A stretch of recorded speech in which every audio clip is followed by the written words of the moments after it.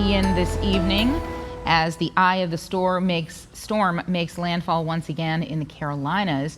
Let's take a look at Little Island Park in Sandbridge. Look at that. You can see the winds picking up with sand whipping from the dunes and large waves. Animals are also hunkering down in Virginia Beach's Hunt Club Farm. You can see a crew of goats after these ducks walk by here. Look at them in their little enclosure, just looking out at the rain like, what's going on out there? There's some smart goats. Well, definitely glad the goats are okay. And all Shelter in place, goats. That's something that happens for sure. Animals looking for a place to go when a big weather event comes around. Those are some smart goats, Zach. They were, and goats only. Goats? I saw the sign. It says goats only. Yeah, goats only. Don't get any wise ideas. Go in there. Okay, so let's check out what we've got on Doppler radar. And there is Ian. Ian has now transitioned over to a post-tropical low. It's right along the North and South Carolina line, about 45 miles inland now, moving back to the north and west. Big rain shield west through north of the center of circulation. And Ian's going to continue to track north, accelerating and weakening rapidly down to just 25 miles per hour as we get into early tomorrow afternoon. You can see all the rainfall again pushing out of North Carolina and into Virginia. Right now we have light rainfall in Richmond, but the rates are picking up a bit and heavier rainfall down to our south. We'll take a closer look at the Richmond area. Everything in yellow indicates moderate rainfall, short pump to Mechanicsville to the Richmond area.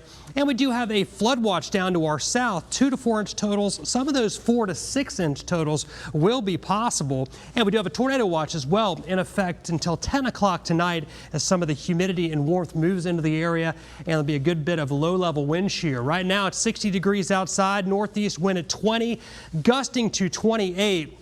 Other temperatures out there, upper 50s to around 60 degrees. And the wind gusts, they have been impressive in some cases. 48 miles per hour in Norfolk right now. There was a wind gust at Chesapeake Light Tower of 87 miles per hour earlier in the day. And we've seen some surge of water coming inland a good bit. Let's go over to Andrew Smith to report on where he is and what's going on. Andrew? Hey, Zach, I'm down at Osborne Landing down here in Varina, right next to the lily pad.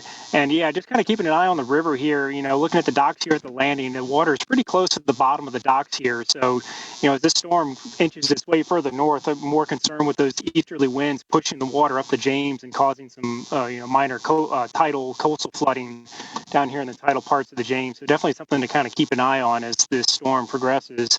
But the rain's kind of let up a little bit here for the time being. But yeah, just kind of keeping an eye on these water levels down here.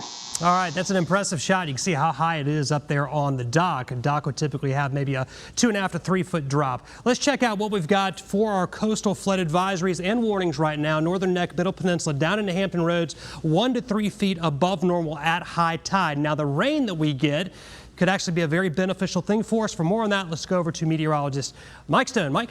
Thanks a lot, Zach. In fact, we've been dealing with a pretty decent drought across a good chunk of the state as of recently. Anywhere that you see shaded in yellow on this map has been abnormally dry, at least a couple inches below normal. But we have a moderate drought across eastern and southeastern Virginia.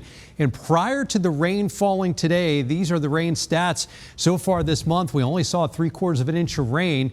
Normally it should be about 4.5, so we're about 3.7 inches below normal. But taking a look at the rainfall for the year here, you can see that we've had just about 29 inches of rain, but that's running about 7 inches below normal. So this will definitely be helpful in terms of both our rainfall deficits, not only for the month, but for the year as well. Zach?